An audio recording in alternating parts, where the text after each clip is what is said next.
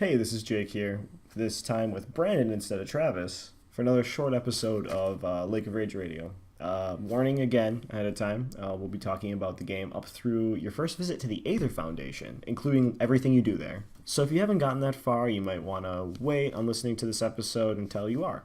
Cool. We recently got onto iTunes podcasts as well as Stitcher, so you can find us on any of your favorite podcast apps.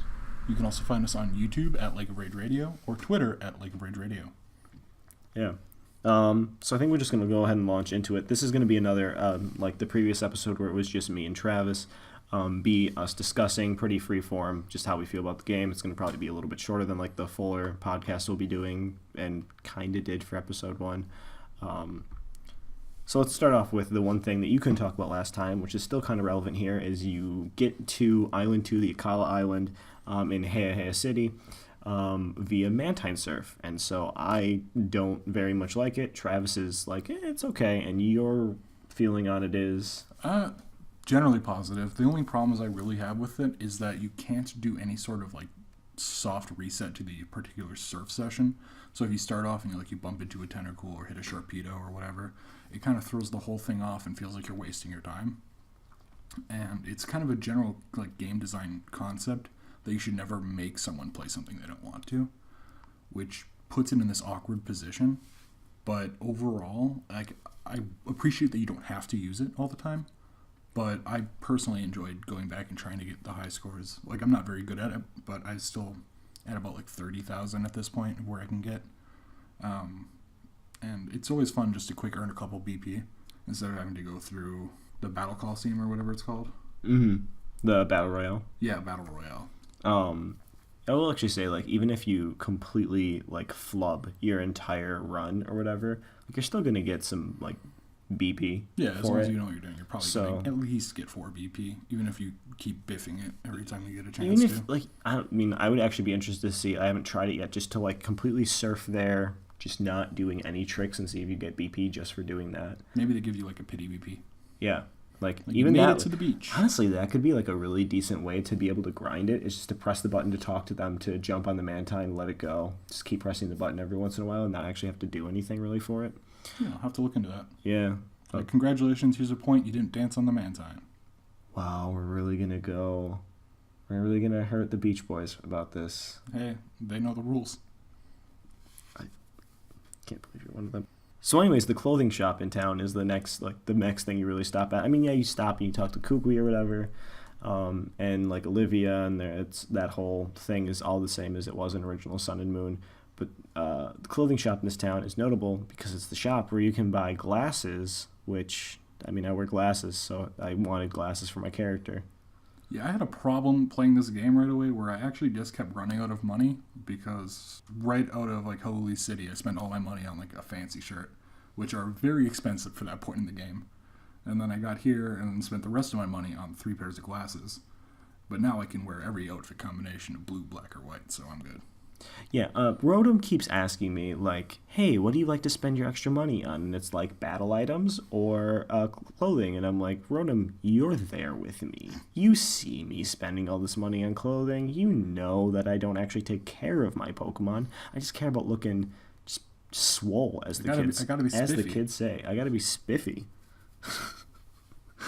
I guess from there, when you go to the Tide Hollow Hotel, like that thing, in Sun and Moon, Dexio and Cena stop you, and they're like, yo, Zygarde stuff. And in this one, they just go full Ginyu Force on you and just do Super Sentai, like, poses. And then give you, like, I think it was like a full restore or like a max revive or something like that. Like, they give you some, like, really inconsequential item. I honestly don't remember it. Probably because it didn't matter. Yeah, and it was really weird. Like, they're just like, yeah, we're just here. And it's like, okay.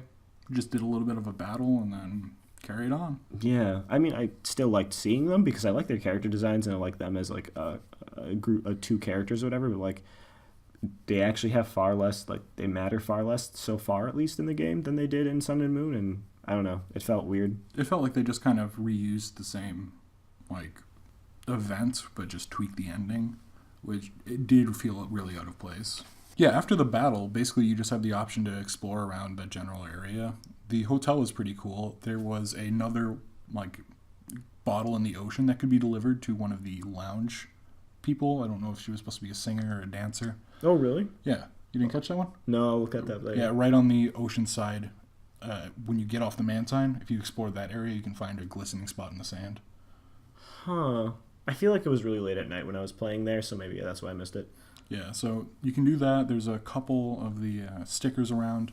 And then you also have the option to go up the elevator, which is something I missed initially, where you can talk to some of the guests on the second floor, including an individual who wants you to go and find some of their friends. Yeah, I haven't finished that one yet. I found one of their friends on the dock who's like a beauty trainer class character, which is weird to me because they're talking about something that occurred 30 years ago, and I'm like, were you like a baby at the time? Other things that were up there besides that person who wanted you to find their old friends was just a couple trainers, an item or two, and then you can walk in on like people practicing dancing, which is interesting, but then like a little Bill Awesome pushes you out the door and hands you an oranberry, which still makes very little sense to me. Don't look at me dancing. Push. Here's a blueberry. Have a great day. You go back inside. There's some small item that doesn't really matter that much if I remember correctly too. Like it's. Oh, I didn't even try going back inside. I respected their privacy. What's wrong with you? I don't know. It's a Pokemon game. Invading people's literally privacy. We have the option to just invade people's rooms already, which. It's an RPG. That's just the way it is. That's what, like everybody tries to real life Pokemon games a lot of times. It's like, come on, it's an RPG. Like, I just think that would be weird. All I'm saying is that our character should maybe show a little bit more decorum and consideration for people's private lives. Yeah, like Kukui does. Oh yeah, he's really professional. He's just that's not proper lab attire. Man, if he's playing with like any amount of acids or solvents, like bases, he's pretty basic. You're cutting that because that was the stupidest thing I think you've ever said. No, man, this is all staying. This is gold, pure gold. Oh man. Yeah, no, and then there's also up there's Colress. If you talk to him, he's like, the Ultra Recon Squad is having me do stuff. Well, I went and talked to Colress after I met the Ultra Recon Squad. So did I. And so Travis found him beforehand. Does he say the same stuff? He says the exact same thing. Okay. So no matter what, he's like, Z moves. He like musing to himself aloud, and then you're just like standing behind them, and he turns around. He's like, I wasn't talking to myself while playing with my Nintendo Power Gloves. By the way, he's playing with Nintendo Power. Like he's wearing Nintendo Power Gloves. That's what he's wearing. I don't care what anybody says. He's wearing like oven mitt Nintendo Power Gloves over his weird like super suit. I don't really know what else you want to call it. I would argue that it's not musing when your speech bubble is jagged and spiky because you're yelling. I have never heard of anyone musing via yelling. He seemed very excited. Brandon, we've been friends for a lot of years. You've heard me muse by yelling. I think that's just probably a science thing. I don't know. It's quite possible that all scientists are just very loud people. I feel like there's a lot of correlation, not a whole lot of causation to any of what we're saying here. Okay, now you're being a scientist. So anyways, Pikachu Valley, right, kids? Pikachu Valley's great. It's when you head north on the route, I want to say 4. It's right before Brooklet Hill. About 4 or 5, yeah, right before Brooklet Hill. There's the Pikachu Valley. It's right before the ranch, actually. Paniola City. Is it? Paniolia. I can never pronounce it correctly. We're going to stick with Paniola. Paniola sounds like an actual thing. It sounds like it makes verbiage sense. Yeah, so it's right off of Route 4, right before Route 5. Yeah, and from me and Brandon have both heard rumors that like if you bring the Ash Hat Pikachu from the Pokemon I Choose You movie QR code there, there's like an event that happens there. But as far as like I'm aware right now, it's just adorable. Like it's just a valley full of Pikachu. And by the way, I'm allowed to say this because Travis isn't here, because he would probably go on and on about how much he hates Pikachu if he was here. Which I feel like comes from a place of feeling like Pikachu's overrated by him. But come on, Pikachu's cute. Come on, Pikachu's pretty cute sometimes. Yeah, you go to the Pikachu Valley, you get to explore around. You can constantly try and enter that like star wagon. I don't know what you'd call it. A trailer? Yeah. The Star Wagon? Yeah, because the stars say, I'll be in my trailer. Yes. I couldn't remember what that was called, so I called it the Star Wagon. Anyway, you can constantly try and get in. You can never. It's impossible. I'm pretty sure there's more Pikachus than fit physically in there, like a TARDIS or something. And there's one person out there who just quizzes you on Pichu and Pikachu-related facts. And if you get it right, you get a Thunderstone? Yeah, you get a Thunderstone. I don't remember what I got. No, I don't think I'm right either. I actually think I might be 100% wrong there in saying that even. I was hoping to get a light ball, but I know that I didn't get that. Heading north to Peniola City. Jeez, I'm never going to be able to pronounce that right. You battle Hao, and he's got his starter, an Eevee, Pikachu, and a Noibat, which are, I mean, that's an extra Pokemon. I think the Noibat is the extra Pokemon since the last game. And even later on this same island, when you battle Hao again, I want to say it's this island. No, it's a different island. I don't want to make that mistake and accidentally spoil Island 3 for you guys. It is weird, though, that they chose to give him a Noibat, considering it evolves at, like, level 50-something. Right? Or is it, like, 48? It's ridiculously high. Yeah. The power spike isn't that great, so it feels like it's just... they're playing around with how difficult the battle curve should be, but it almost does nothing. Yeah, I agree with that. But then when you're in Paniola City, in the corner you see Team Skull members aggressively dancing at a Vulpix. And like, they say, and I do quote, because I wrote this down so I can make sure to not misquote Team Skull. We are very professional at Lake of Rage Radio. We are not professional at all at Lake of Rage Radio. We'll meet halfway. We're semi-professional. We are at least business casual at Lake of Rage Radio. Yeah, I like that. Business casual. We're oh God, can that be our new tagline? We're Lake of Rage Radio. Lake of Rage Radio. We're the business casual Pokemon podcast. My phone should be on silent right now, and it's not, and I have no idea where it is. Oh boy. Oh man, business casual. Business casual. Yeah, God. see, we can have our phones. They say, and we quote Team Skull, yeah, and we quote, yo, yo, yo, Vulpix. Gimme the bottle cap. Truly modern poets. They are. But here's the thing, right? Like, afterwards, people, like, are making this, like, the Team Aether and people around it are acting like it's, like, some crazy, like, oh, they're so mean, and they're... It's like... They really didn't do anything. They like literally just were like, would you yell at somebody who told their dog to spit out a bottle cap? I mean, that's basically what's going on here. Maybe they were just concerned with the Vulpix's health. That's how it's I not feel like they about have this. thumbs. They'd have to be holding out of the bottle cap in their mouth. Yeah, no, and just in general though. Or their very floofy tails. Honestly, like still, like Team Skull is still just not really scary. They're not really doing anything like explicitly violent. Like, they are aggressively dancing. I will give them that. They are aggressively dancing. And this old woman is like, if anybody who is listening to this has ever seen the TV show Gravity Falls, there's an episode from the first season of it where there's two old people who have like a convenience store, and outside there's a bunch of 90s kids with beatbox, like with dressed similarly to Team Skull, but with more color, like with a boombox, and just like dancing and saying how they don't like school and they think chores are whack. And then like the two people in the convenience store have a heart attack and die. That's like pretty much what's going on here with the old lady telling you like, please stop them. They're dancing at the Vulpix. They don't respect authority. They don't respect authority, and they wear so much black. It's like I don't know. They're still not scary. Like considering all the other villainous teams we've had in the past with Team Rocket, like legitimately killing Pokemon, and Team Galactic blowing up lakes, leaving Magikarp to die. Like, they're very sturdy fish. They are sturdy I don't fish. think they make it out well. I don't think they do. Yeah. Like it's like that level of where it's like, holy jeez. Interesting to note, the Vulpix in fact did not have the bottle cap at that moment. So I don't know how Team Skull came about their plan. But the Vulpix, if you come back the next day, the old lady will say that the bottle cap was left on her doorstep and presumes it was from the Vulpix to give to you. So I feel like maybe Team Skull could have... Looks like I have to go back to talk to that weak-hearted old woman and get myself a free bottle cap. Oh, No, she says, like, come back tomorrow or whatever. Did she? Yeah. I mean, I'm saying that Team Skull probably could have, like, implemented just a little bit of investigative work and figure out where because the Vulpix probably hid the bottle cap somewhere. Like, they could have just, like, I don't know. They needed to do is they needed to get their Z Stoutland, or their ride Pokemon Stoutland, and just kind of sniff around. They needed to sniff for clues. They needed to get that Snoutland. Fantastic. No, I know it's that's good. That's good. That's. I mean, it's a little on the nose, but.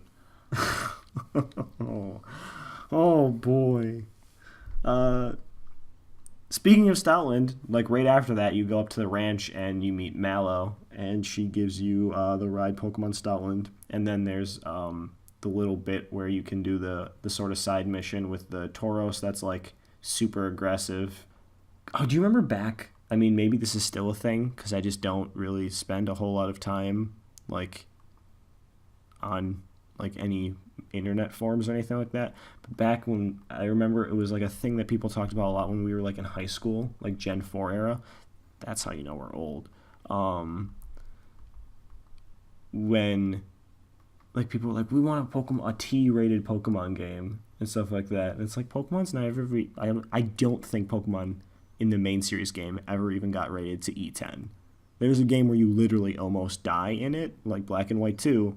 Getsis literally tries to kill your character, and even that didn't get rated teen. To be fair, it's plenty dark already. Yeah, Pokemon's dark a lot. Especially like these Pokédex entries. Yeah, Marini eating Corsola and leaving Corsola bits scattered across the sea. Like, that's pretty dark. Some of the horrible, horrible things that apparently random Mimikyus have done. Yeah. Not even intentional, just accidental by existing. I think you're just falling into that Mimikyu propaganda. It's adorable, Brandon. It might be. It might be. No. I played the 5th. Oh, you played That's not what you think it means. I refuse to perjure or incriminate myself in the in the Marini murders? The Marini murders of Ot 4. And then that's why you need the Snoutland, so you can sniff out some clues to find there's like a Scooby-Doo Pokemon like crossover going on here with us on accident, and I think it's genius. And we're patenting the idea, so don't try and take it. Yeah. Or if you do, fanfiction.net. Just like put credits where credits are due. We heard these two nerds talking on a podcast once about this, and so we thought it'd be a good idea, and we stole it, and we made millions. Oh wait, crap! Detective Pikachu's already a thing. I don't think that's Scooby-Doo-esque though. I feel like we're playing in some gangly territory. Teenagers and a Stoutland, like doom, doom, doom. You're like, you gotta cut man. that before we have to pay royalties. No, I'm just like imagining like how just like zoinks, man, and then Gladion is like, we gotta split up and look for clues, and Lily's like, Jinkies, and then Lily's of Alma, yeah. Lily's she's bookish, at least in the anime she's kind of bookish, and then Kukui is Daphne in this. There's a stunned look on your face, like you can't imagine like where your life got to the point where you just had to hear your dear friend say the words, Kukui really is the Daphne of Pokemon Ultra Sun and Ultra Moon. That's unreasonably accurate. Oh boy. Speaking of Gladion, or Gladion, I think it's Gladion. We haven't gotten an official English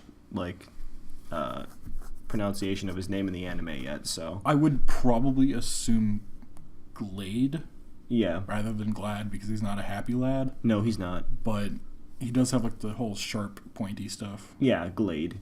Yeah. And he's got the cuts on his shirt and stuff like that. It sounds like Glade. I don't know. Maybe. Who knows? We don't know. He's not very glad, and that's pretty much where my whole thesis hinges on. And like that, you just got your doctorate. So Gladion dunks on Hal like he does in the previous game. He just destroys Hal in a battle, and then Hal's all like, sad. Not really. No, he's not. I lied. He pretty much plays it off. Yeah. Gladion, of course, comes in with his sweet his anger after you beat him, and he just like points at how he's like, that kid there, his Pokemon are weak. How is weak? How knows he can never beat Akala, and that is why he doesn't even really try. And then, like, How's like, what? You think my Pokemon are strong? It's like, How, you're missing the point where he's saying that you are the absolute worst. Yeah, it is really interesting. Like, that's really direct. Like, normally this kind of conversation is held a little more subversive, especially in a children's game. No, it's actually really interesting, because I will say, this kind of plays into the feeling that we all have, like all three of us have, about How, where like How is a good character, but like I still don't like How, kind of thing. Like living in the shadow of Hala, sort of a thing, and like I don't know, that's really interesting to me. They have seemed to be giving him like a little bit more personality, giving me a little bit more sass here and there. Yeah, I was gonna say he sasses back at Kukui on the first island. I talked about that in the first podcast, and he kind of sasses back at Gladion a little bit here. Not too much more than he did in the original one, though. And right when you're about to leave the island, you have he gives you like a fact and asks if you knew it. And if you tell him that you did, he kind of gives you a look. Yeah, he gives you kind of a Gives you a little bit of stink eye. Yeah. So I'm kind of hoping that they kind of crank it up over the course of the game and we really get some How development. Yeah, because he was kind of, I will say, some characters are a little bit more flat, and we'll talk about that a little bit more during this podcast. Some characters are a little bit more flat, but How has actually seemed to be a little bit more three-dimensional in this game, which is important, because you kind of want your rivals to be a little bit more three-dimensional. So, in this game, Gladion, of course, also gets interrupted by the Team Skull guys. Yeah, there's two Team Skull grunts that walk up behind him. And they're trying to front, like, real G's here, right? But we all know something along those lines are actually said. Pretty much. Gladion kind of shuts them down with, like, I'd kick your butt in, like, 2 seconds if that was, like, even remotely gonna come to, like, an actual fight. And then they're just kind of like, some of us don't really like you in Team Skull. You're lucky, like, Guzma and Plumeria like you, because otherwise we'd have kicked your butt out a long time ago. And it's, like, it's interesting, because there's, considering the last game, how we knew that, like, Guzma was essentially, like, paid by Lusamine to, like, watch over Gladion. I don't know if it was ever really expressly stated. Not said paid, but, like, the reason you got into Team Skull is because, like, there was a connection between Team Skull and your mom, kind of a thing. Yeah, I think it might be implied. Yeah, it was implied. However, like, there's also, like, Guzma also implies, like, some, like, being impressed by Gladion and also, like, empathizing with him to some extent, so. Yeah, it's kind of implied that Guzma at least had a rough childhood, if not, like, specifically always felt like an outsider, especially due to the trials. Yeah. And you can probably see that in Gladion. I hope they develop that more in this game. Like, they talk more about exactly what it is. Because when you're in Po Town and OG Sun and Moon, you meet a bunch of grunts who tell you that, like, Guzma wasn't given a Z-ring to do his trial. And he was, like, pretty much the only person who was never given a Z-ring during his trial. And if you remember the animatic of when you battle him for the first time in Mali City on Ula Ula Island in original Sun and Moon, like, when he sees you, his eyes, like, zoom in on your Z bracelet, and, like, it, like, focuses the camera on that, and then he starts talking to you. And so it's, like, it's still, like, a sensitive thing for him, even though he's older now than then. Like, that, what's the deal? Like, why was I the only one? Why was I given the short end of the stick almost intentionally? And so that's interesting. That's cool character development. I'd like to see that. But, up past here, we've got Lana's trial, which changed in good and bad ways, I'd say. Mm-hmm. So in the original one, Lana had a bit more, like, character. I wouldn't say that I necessarily liked the way that they originally went with it, where she'd constantly, like, try and trick your main character, your player character, to go and, like, see if it's some hunky swimmer or something. Or a Red Gyarados, or a Kyogre. Yeah, she'd constantly be playing with the possibility of what's in the water. Go find out. This time, she just says, hey, go round up those wishy-washy. What's in the water? Go find out. Is it Pokemon? Who knows? Let's find out. Yeah. So this time, she just has you go round up the wishy-washy for an unknown reason. If you played the first game, you can assume it's because we're getting all the wishy-washy together to make the totem wishy-washy. Which I do like that. I like how they play off the assumption that you played the first game so that you Yeah, it definitely... I've noticed that a few times with some of the trials where, like, you're expecting something, and because you're used to how it went the first game, like, they're able to play with that and kind of trick you. Yeah, this one does actually a pretty decent job of, like, subverting your expectations here, where you go and every time you round up one wishy-washy, there's two I suppose, active tiles, special tiles in the water. One of this is a wishy-washy, one of them is a dupe-iter. The first time you think, oh, it's just trying to figure out which one's going to be the wishy-washy. Second time it happens, you're like, that's weird. I guess it's just 1 and 1. And when you finally get to the trial Pokemon, it starts the same way as the original Sun and Moon, where all the wishy-washy start gathering below, and you're like, oh boy, here comes the big fish. But then, out of nowhere, really fast, a shadow swims up from beneath the waterfall. And gulps up a bunch of them. And chomps them right up. And you're like, whoa. I think that's the first time we've actually ever seen a Pokemon, like, just straight up get eaten in a Pokemon game. Like, we didn't actually see it, but, like, it's pretty explicitly happening there. Like, yeah, like they're bait for the giant Araquanid. Yeah. Which just starts climbing out of the water and was really cool. Yeah. Like, I did not expect that to happen out of nowhere. Like, I just see the breaking the water. I'm like, what's going on? And then all the dupe-iters make sense now because they were preying on the individual wishy-washy. And then once the big mass started collecting, we got the big Araquanid. Yeah, that's awesome to me. How did that fight go for you? Masquerain having Intimidate was not great. Yeah. Like, it called up Masquerain as its partner Pokemon, and just, boy. And, yeah, it was just difficult because, if I remember correctly, the Araquanid gets a speed boost. No, it gets a defense boost, I think, for its Z flare. Oh, the Aura? Yeah. It's tanky, and it takes forever. As I said in the last one, the reason that I go with that Alolan Grimer is because Poison Fang getting that toxic, like getting that badly poisoned status on a Pokemon is so essential for most of these trials for me because I can't win against some of them. Like, there's one on the third island that I'll talk about next time we do the podcast where, like, when I did not have access to that toxic effect, it was problematic. It was rough. It was rough. But, yeah, this time, actually, I got whites twice, actually. The reason being, at this point, I had a team of 4 water Pokemon and an Alakazam who had access to Charge Beam because I picked it up in Brooklet Hill.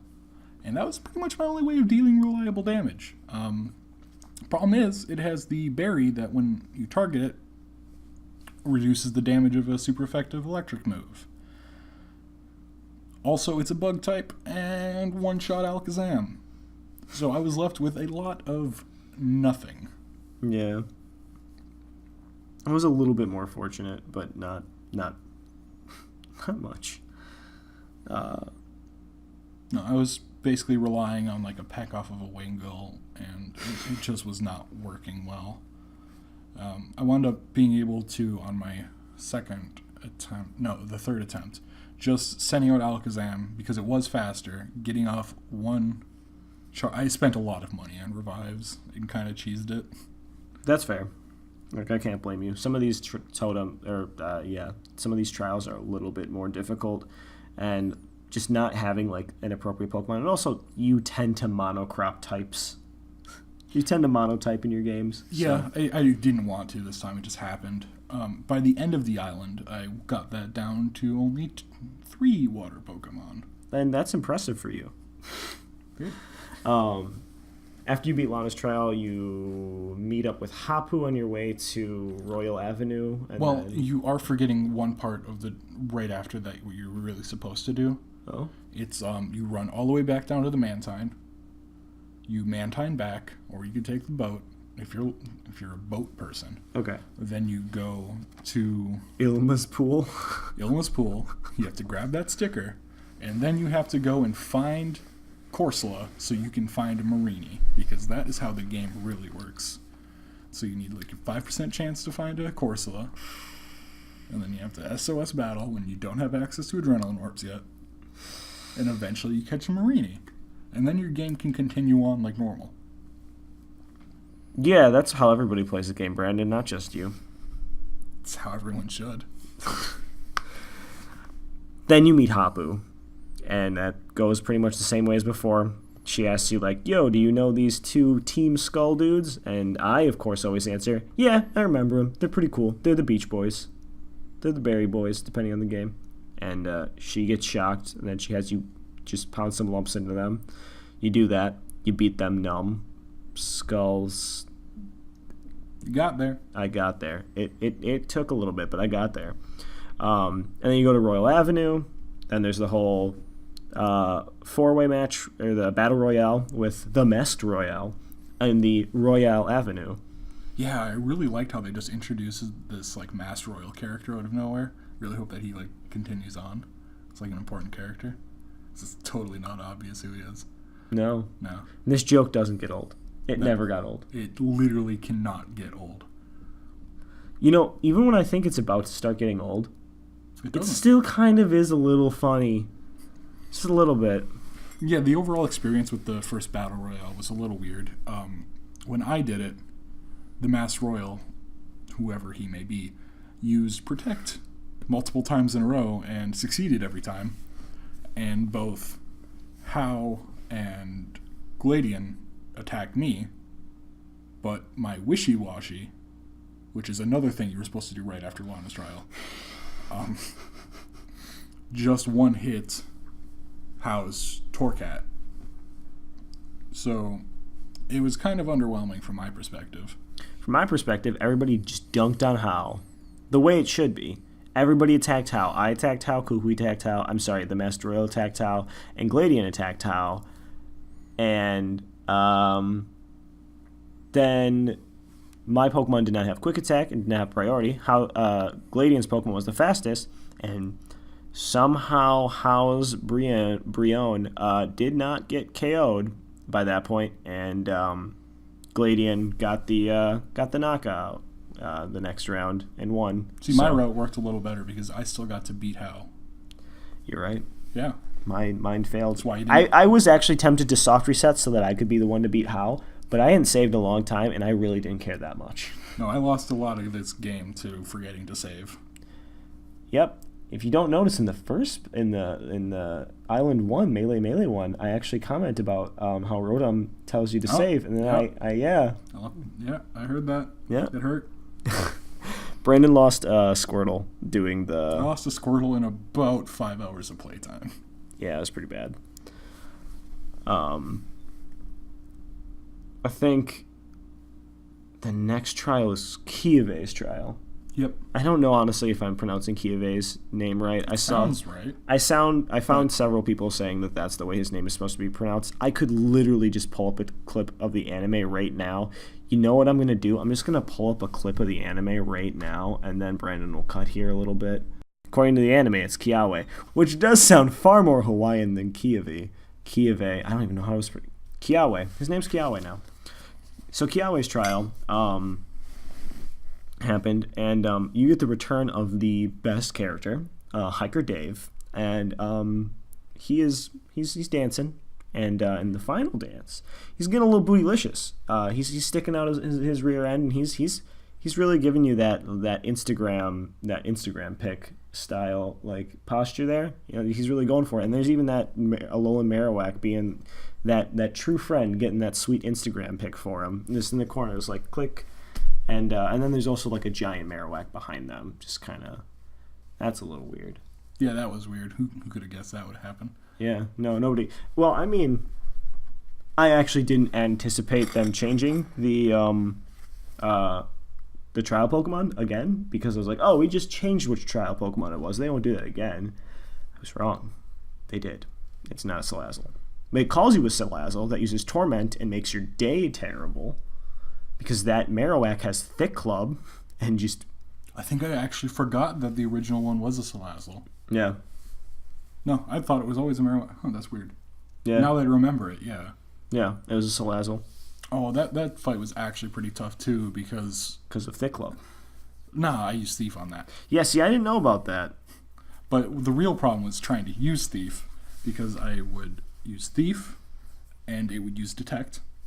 Then Salazzle would use Torment, and I couldn't use Thief, and then my Pokemon would die. And then it would continue to kill my Pokemon until I could use Revive and try and use Thief again. Yep, I didn't have knockoff, did not have thief on any of my Pokemon, and just could not. Like, I had to go against the full-powered Marowak, and boy, that was probably the roughest, like, 1v1 fight. Like, I had to use a lot of revives. Fortunately, after beating Lana's trial, went down to the Diglett's Cave at the southern part of the city, walked around for 2 seconds, hit a Diglett, walked around for 2 more seconds, hit a Larvitar, and then caught the Larvitar and just kind of rock slided away. Brandon, how was your experience with trying to find a Larvitar? Terrible. Yeah, really? Yeah. Oh, okay. So apparently it's got a 10% chance of spawning. Yeah, that's what I found out on my second try. Yeah. My data does not support that. Yeah? How long did it take you to find the Larvitar? A little over an hour. Yeah, that's pretty bad. That's pretty awful. Yeah. Going back to the Totem Pokemon fight, Mm-hmm. I think Island 2 can best be surmised in our playthrough as the island of wasted money on revives. Yeah, I'll agree with that. There's a lot of money in revives. Which they upped the price this generation too. Did This, they? this not generation, this game. They were $1,500 prior. Yeah. I'm not sure if this was true for Sun and Moon or not, but I Yeah. noticed that this one were another $2,000. Really? I didn't even notice. Yeah, like escape ropes went from $550 to $1,000. They changed the price on super potions, I want to say. A couple of the items. They also changed the effectiveness of Super Potion, too. Oh, did they? I think so. No, it's still 60, but they changed the price of it. Yeah. And so it looks like they were toying around with some of the money and value. Trying to figure out a way to optimize, like, buying Play stuff. experience, yeah. Yeah. Then once you beat Kiawe's trial and you go back down, you have to go through the spooky tunnel. They play this really eerie music, and at the end of it is the Ultra Recon Squad. And so Travis likes to think the Ultra Recon Squad are these great guys. Like, they're going to be the best. And I think that when you play spooky music and you sit at the end of a tunnel and then attack me with an alien made out of poison, that's maybe not a good guy. Maybe you're not a good guy if you do that.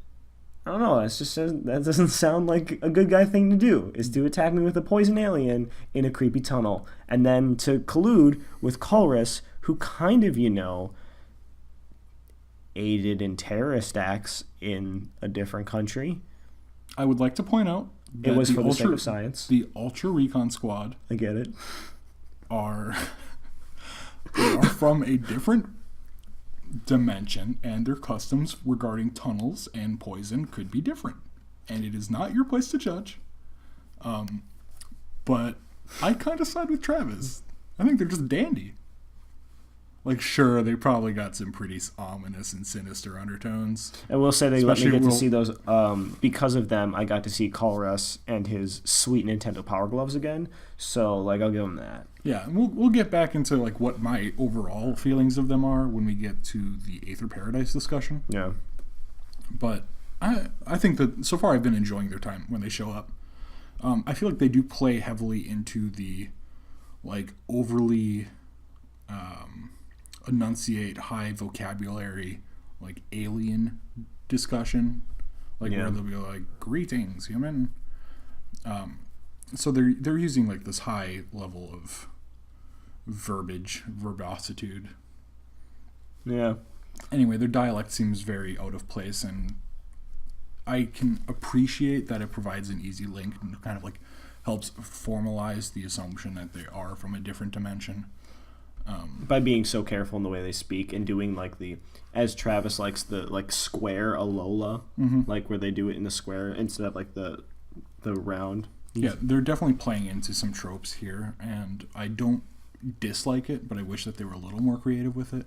But I can always appreciate building your story on the foundation of expectation. I would be interested to see how it is in Pokemon Ultra Sun, which none of the three of us are playing, because they are two different characters who looks like, I think, like a teenage male and then like a younger girl. Oh, I wonder if they would have different discussions. Yeah, they because probably have different discussions. personalities. Yeah, they probably have different discussions and probably act differently, because we have like I would assume late teenage to like anywhere between late teenage to early 30s, because we really don't see what she actually looks like outside of the suit. Woman with Solial, something based off of the sun, SOL, just in general. Oh yeah. And then British pith helmet man. We have Captain Mustache. Captain Mustache. Like the two of those got these like they seem very formal. So I don't know. How about we move on to Malice Trial and how much I hate it. I hate Malice Trial. I hate it. I hate everything about it. It is the worst trial so far in this game, and probably including the last game. But how do you really feel? I think it's bad. Ah. I think maybe some of that maybe has something to do with the fact that like the game like glitched out when I played through it the first time, where you get to the first part where you got to find the Mago Berries, right? And I pick up one of the Mago Berries, go back to talk to Mallow, and when I talk to her, I get the "Do you want to leave right now?"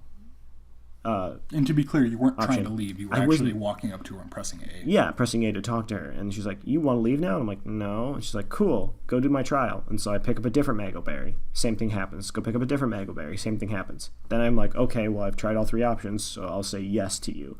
And then it just restarts the trial. And I was like, what am I doing wrong? So then I go in, pick up the first berry, go back and talk to her. Completely different dialogue. Everything works the normal way. And so at this point, I am already frustrated. So I just walk in, don't bother to actually play really the game as far as it goes. Like, figure out the puzzle with her. I'm just like, click the first thing, click the first thing, click the first thing, immediately get attacked by all three of the helper Pokemon, and then get dunked on by the Lurantis, which was actually the first Pokemon that wiped me. The only Well, no, that's a lie. The Marowak wiped me once. Also wiped me once because of its combination of Synthesis, Sunny Day, and... Oh, that Synthesis was rough. Yeah, it just kept healing itself, and like that's the one thing that you got going for you. And so like I just kept rebattling it with Grimer and hoping to get the toxic effect off on the Salazzle so that it would at least slow die. Or not Salazzle, I'm sorry. On the Lurantis. Yeah. As soon as that Comfey spawned and used Sunny Day, like, oh boy. That was not accounted for. Yep, you're gonna get messed up a little bit here. But overall, like, I don't know. How did you like it? No. I also hit all three Pokemon. Apparently that's not how it always happens. I assumed it was. Yeah, same. I didn't even choose the first option all three times. It wasn't much of a problem though. Like my Brionne just used Icy Wind and pretty much one hit them. Except for that Sudowoodo. That one, it just used a water type attack. That makes sense. Yeah, that was pretty. But the actual fight with Lurantis was pretty rough. I got taken down by a lot of solar beams. I wound up just switching around Pokemon a lot. That one I managed to get through without wiping, but it required a couple revives and some luck. Yeah. After that, you head down to the Ultra Research Laboratory, or the Wormhole Research Laboratory, and meet Burnett, Kukui's wife, and they continue to be adorable and love each other, and it's great. Then you have the whole Ultra Beast sequence with that. Pretty much the same, indistinguishable from the previous game, except for How doesn't see it this time, if I remember correctly. Like in the last game, I want to say How reacts to it in some way, like, oh, did I just miss it? But like, there's no like recognition that your character even like lets him know about it or anything like that this time around. So that's different.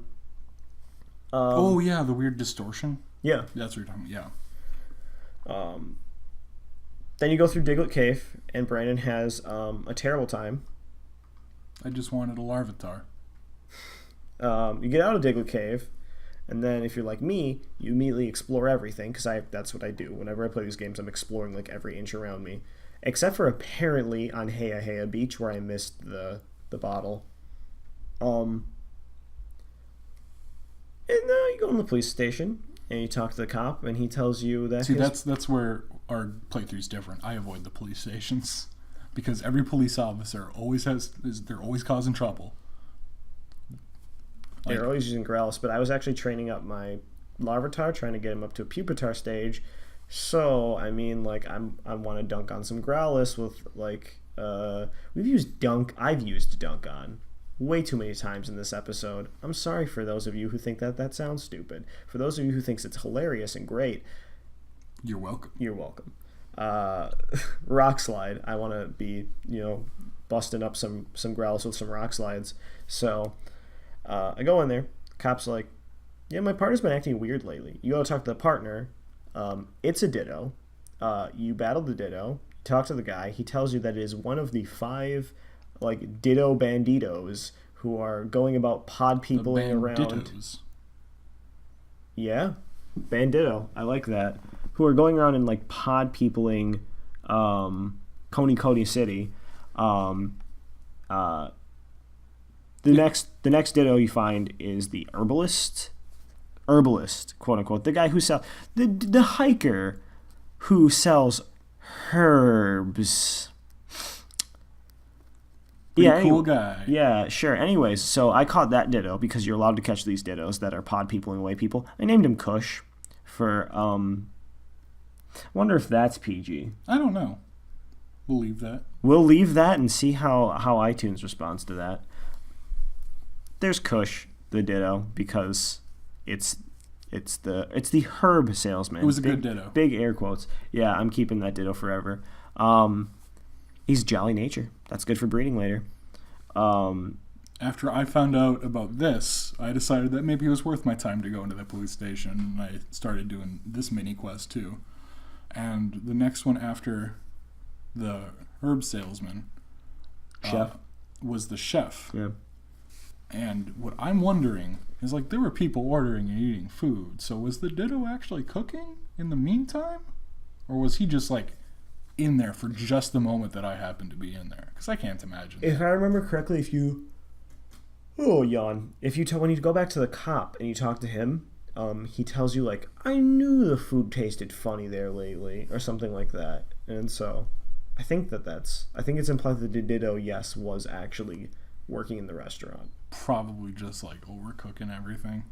You gotta be careful. Can't replicate experience. Nope, you cannot. Just good instinct. Past that, we had the masseuse lady, right? Yep, the Pokemon massage lady. Who was a ditto. And then after that, the last ditto bandito was Olivia. I like how both of our minds went to the same spot when we saw Olivia standing away from you, and like it zoomed in the cutscene, and then she was like about to turn around, and we're like, is she gonna have the ditto face? That would have been great. That would have been phenomenal. It would have been terrifying, but like they didn't do it, and I feel like that's like a giant missed opportunity. Yeah. Yeah, that just feels like a weird missed opportunity. Then I guess you can move on to the Ruins of Life, I think they're called, where you run into Faba Bean Man getting attacked. No, not even getting attacked.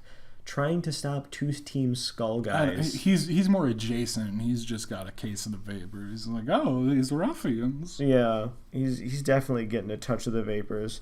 Like, I will bestow upon you the honor of Faba if you can assist me in this matter. Branch Chief Fava, aren't you like the strongest trainer in the entire Aether Foundation? Yeah, but I don't want to lift a finger to stop these two Team Skull guys from literally picking up and carrying this wild Slowpoke away. Which is the best way I have ever seen Pokemon theft of what I presume is a wild Pokemon, where they wanted to, quote, steal and sell the Slowbro, and it was going to make them rich.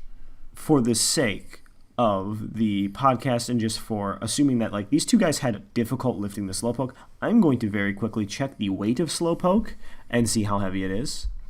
Because it would have been hilarious if they had to carry it tandem, or like firemen carry it.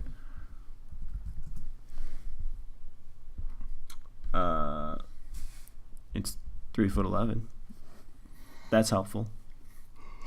Whoop. It's 80 pounds. Yeah. It's 79.4 pounds. It's not even a full 80 pounds. So if you're lifting more than 50 pounds, you should really get a friend to help. You're not wrong. But I mean, like, they were really struggling to like drag the Slowpoke. So like I think both of them aren't very strong. I like this. This actually adds something to it for me. Just the fact that Slowpoke really isn't that heavy. Like, had it been a Slowbro, it'd have been something in the neighborhood of like 180 pounds. Mega Slowbro, 265 pounds. So like, Come on, Team Skull. Like, work out or something. Build up some of that upper body strength. This devolved a little bit. I don't know. It's definitely not past midnight at night when we're recording this. Don't worry. This clock says that it is. It's Pokemon time. Ba-doop, ba-doop, ba-doop. Yeah, Pokemon. So, anyways, they're just manhandling this slow bro, and you stop them.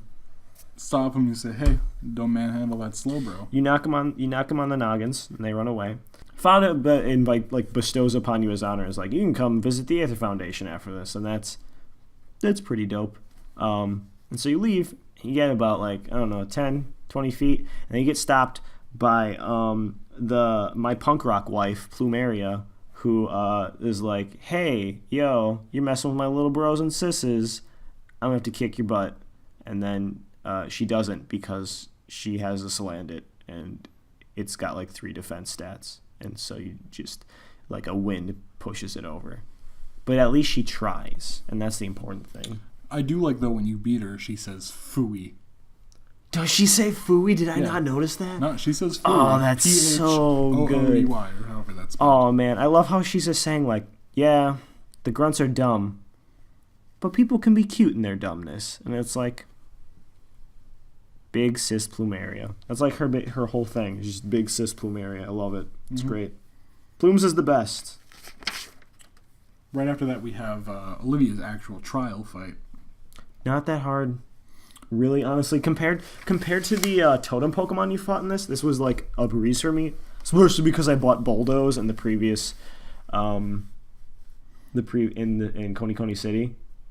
See, I mixed up my team a little bit. This was still before I had a Larvitar. But my team consisted of a Gyarados, a Araquanid. Water does not resist rock type attacks, folks. No, I had 3 Pokemon. I forget what the other one was. I think it might have still been a Wingull. I had things that were weak to rock. It did not go over well. And the things that weren't weak to rock just died to the Z move. I think what's really noticeable about her trial here is, so in the original Sun and Moon, she sold fossils. They sold fossils at her shop, and in this game they do the same thing. In the first one, she had a Nosepass as her second Pokemon. In this game, she has both a Armaldo, or is it Armaldo? No, it's Anorith. Sorry. She has an Anorith and a Credilli. Lileep. Wow, I just went for the evolved forms on both of those. Those are the more memorable. I mean, they're the ones that you actually use competitively. But no, she had a Lileep and an Anorith, as well as her Dusk form Lycanroc, which was neat, and also added, I would argue, a decent amount of difficulty because of their, typing combinations. Yeah, I mean, I still lost with a team of 3 water types. Yeah, and I'm using, at that point, I still had Dartrix and Ivysaur, so, I had 2 grass types, and, normally I'd be able to just use grass types to really, really punish some rock types, but because of those 2 having those unique typings, it made it a lot more difficult. This has actually been the only Pokemon game where I've consistently lost fights. Either just being underleveled, or just they actually did seem to up the difficulty a little bit this time around, and I do appreciate that. I will agree. It felt like even house fights, How has extra Pokemon, How seems more competent AI-wise in battling. I don't know about that. I'm trying to be The first fight, he used Tail Whip, exclusively. Maybe they made him learn a little bit, but he just caught his first Pichu. He's working on it, Brandon. There's no excuse. Yeah, okay, I was trying to be nice. It's hard to defend How. It's impossible to defend How.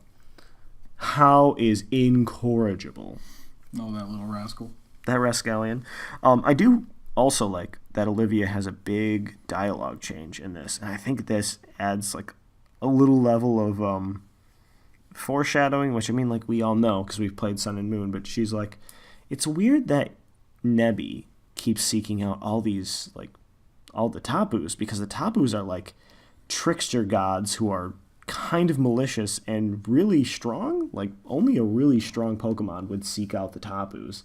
And then she looks at Nebby and she's like, nah, it's got to be wrong. Something's weird. You're too fluffy to be powerful. You're too much of a little cloud of space dust.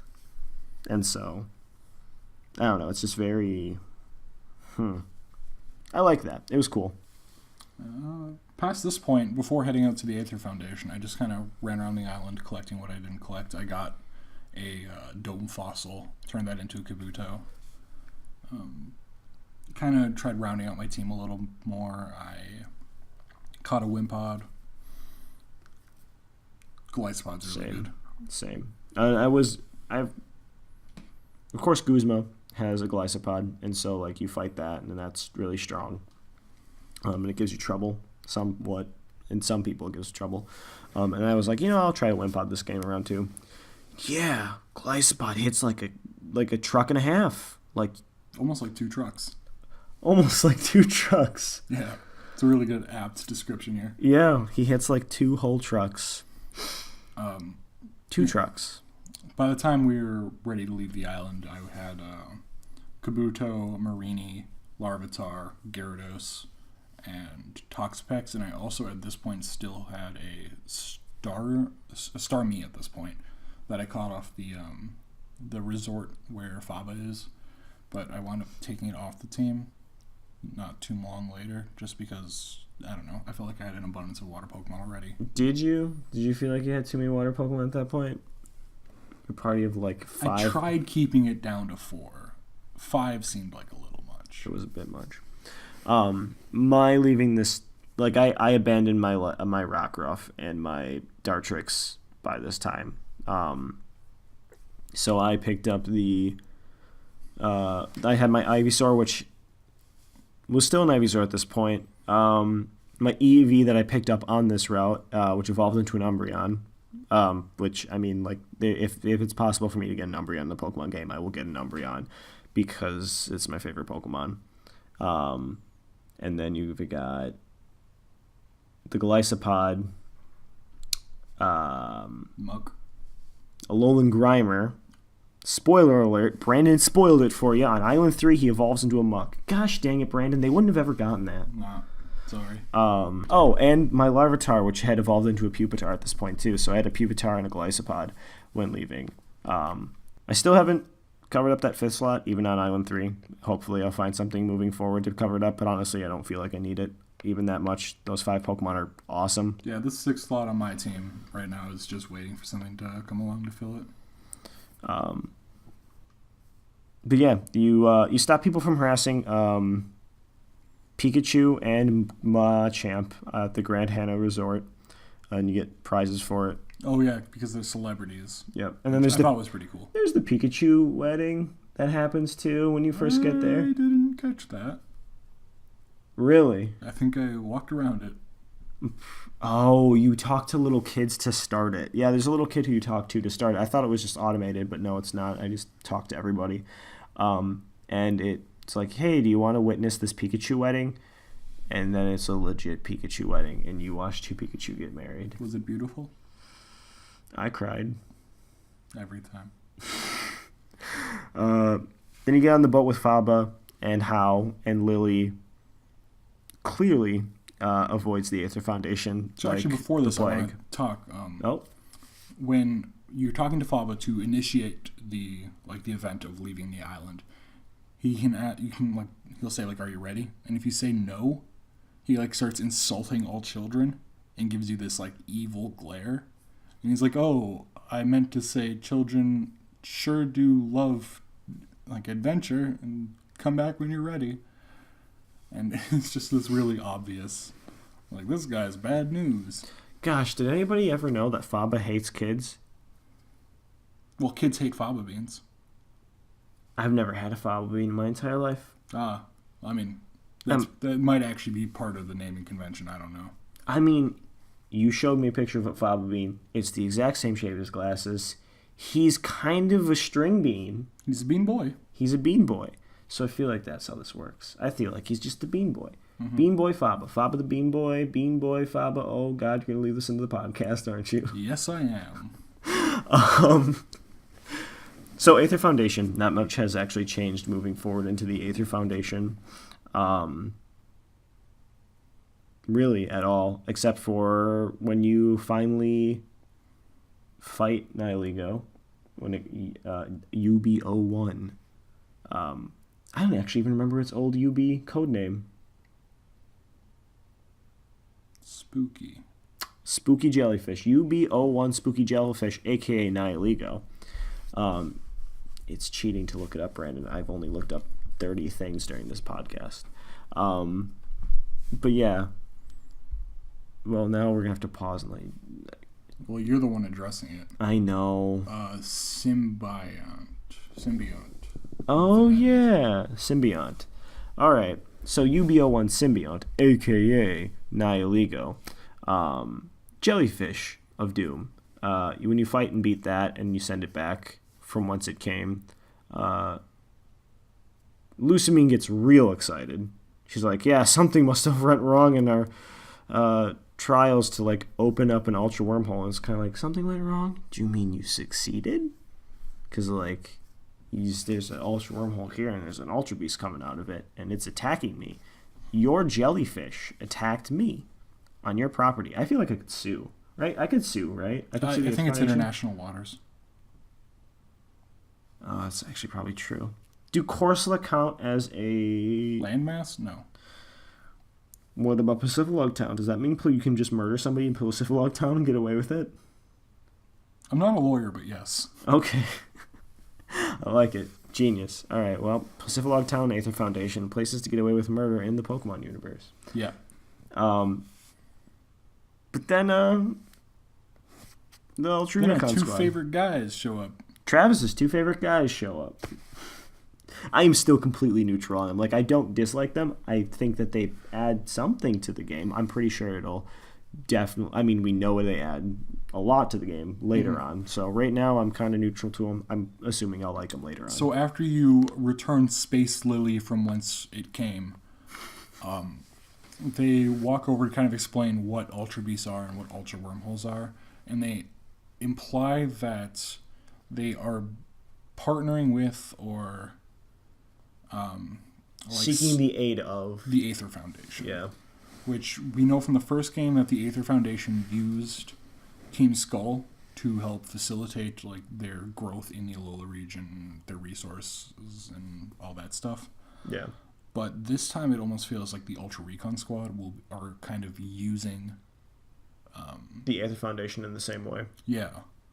And the dynamic between the two organizations is something I do want to see fleshed out, and I'm kind of excited for it. Moving forward, yeah. And I'd even like to see some interactions between Team Skull and the Recon Squad. Yeah. I just want to see Guzma like interact Dak Mustache Man. Oh, no. I'd like to see that too. Yeah, just like I feel like just seeing I would actually just straight up like to see Guzma just punch somebody in this game. Just like physically punch somebody. I'd actually like to see like Plumeria punch Guzma. Plunge. I'd like to see Plumeria actually have a conversation with Guzma. Mm-hmm. Yeah, it'd be nice. Please, Pokemon, let me see. Like the only person Guzma ever interacts with is the main character in Kukui. And Gladian. And a little bit of Gladion and like Lucamine. I cannot wait for the game moving forward because the further the game moves on, the more it seems like the changes are being more significant. And that's what I actually care about, really, is the big changes in this. Yeah, it's interesting to see how the standard story structure from the last games kind of flexes and bends around the new changes, and it's definitely shaping up to be at least mildly interesting, if not more so. I would say this game is going to at least hit as good as Sun and Moon, if not better. I'm going to go ahead and still lean towards it being better than Sun and Moon. I mean, I didn't have a chance to talk about this last episode since I wasn't there. Yeah. But it definitely feels better to play through, at least, because of all the pacing. The pacing is broken up now a little bit more. There's not as many cutscenes and, like, railroading. Every single person who I've talked to, like, that has played Ultra Sun and Ultra Moon, I immediately bring up, like, so how do you feel about the pacing? How do you feel about the pacing at the beginning? And one of our friends has had has a weird thing with their 3DS. Whenever they close the screen, like, 1 in every 3-ish times that they close their screen, it ejects their memory card, and so they've had to replay through it. It's Evan, for your sake, Brandon. So because you're looking at me like, what?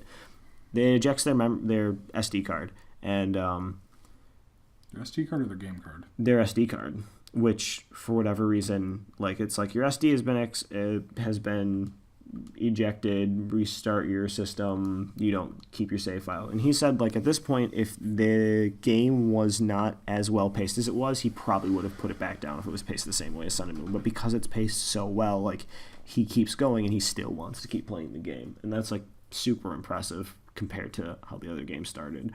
I think that's probably their biggest success with this game, is just pacing out the beginning better.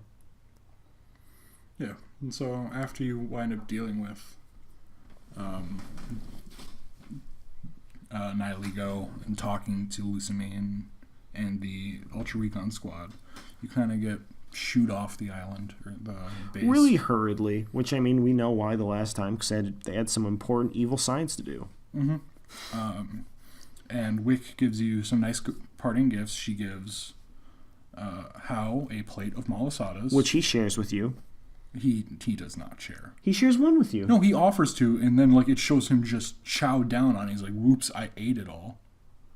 That happens on the ferry. He literally eats it all in front of you. He's a monster. Really? Yeah.